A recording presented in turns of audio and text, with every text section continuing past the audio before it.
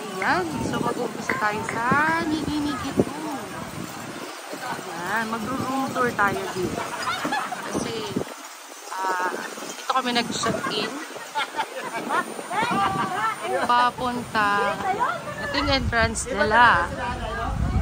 Tapos, ito yung reception. Sorry guys, hindi ako magpapakita kasi. So, ayan. Ito yung reception. Ito si Miss Jen. Yung pinakamabait namin. Siya yung makakatanggap pagka nagpabook kayo rito sa Nigi-Nigi. So, punta tayo dun sa may ano nila. Anong tawag dun? Deluxe with sea view. Ayan, deluxe with sea view. Kitang-kita nyo talaga as in by the beach. Tara, te. Ayan. Akyat tayo. Pwede mo ba? Dito tayo. So, since sea view siya, sa taas siya. Ayan, sa second floor daw. Yan. Diba? Napaka. Ito yung, anong room to, te? Anong tawag dyan sa mga room? Itong sa baba, classic deluxe siya. Ayan, so, classic deluxe. Walang balcony.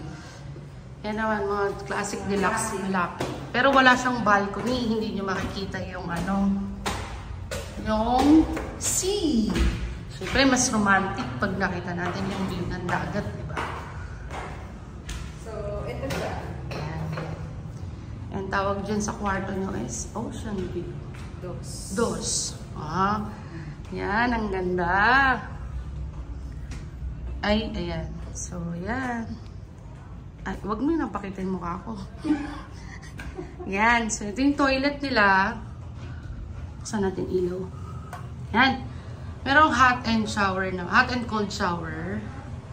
Tapos, siyempre, yan, malinis. Ganda. Then, yan. Ito lampshades na. Tapos, dito nyo pwede nyo ihang yung mga clothes nyo.